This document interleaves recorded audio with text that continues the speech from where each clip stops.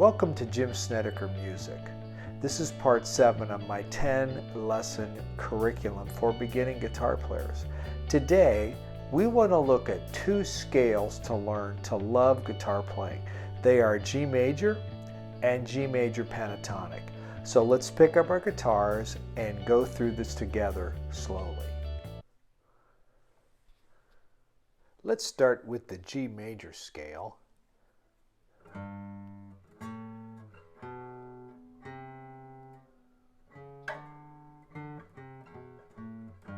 So in the G major scale, we're starting on the 3rd fret of the 6th string.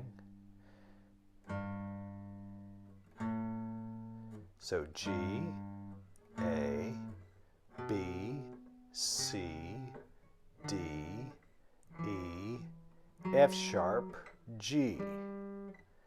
G, F sharp, E, D, C, B, A, G. As you learn this pattern, you'll notice that you can change the key of the scale simply by moving your hand up the fretboard.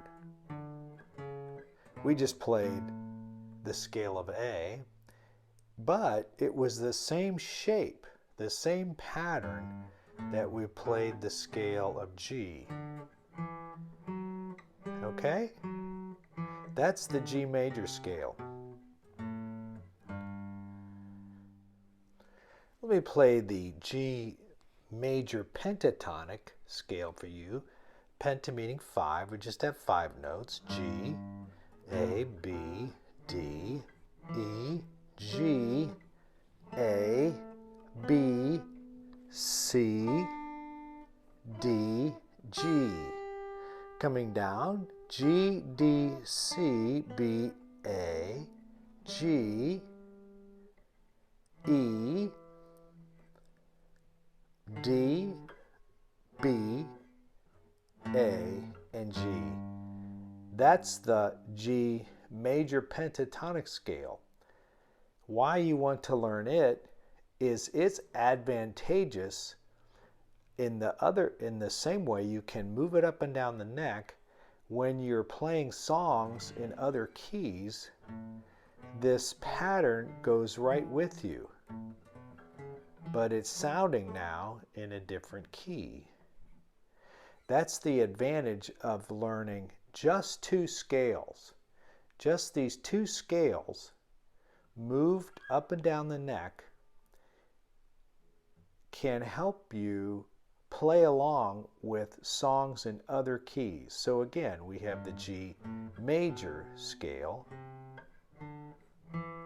and then we have the G major pentatonic or 5-note scale.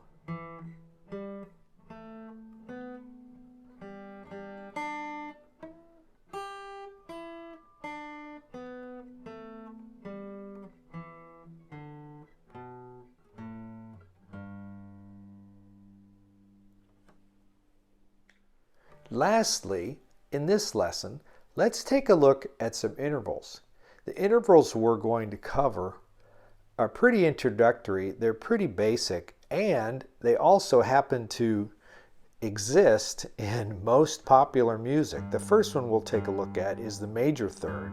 So back to our G major framework that we're using, we'll play the note G and then the note B. And for your ear training, you may know the song What Child Is This? If you can come up with that in your memory, you'll instantly be able to recognize the major third interval. The major 4th interval is right here. We have a G note and a C note. For ear training, the easiest way to recall this is the song Here Comes the Bride. So all those weddings you've been to, this will help. And notice it's G and C, so you're visualizing the interval as well as being able to train your ear when you hear that to know where that goes on the fretboard. Then we'll take a look at what's called often a perfect fifth. We have the perfect fourth, our 4 interval, and then the perfect fifth or major fifth.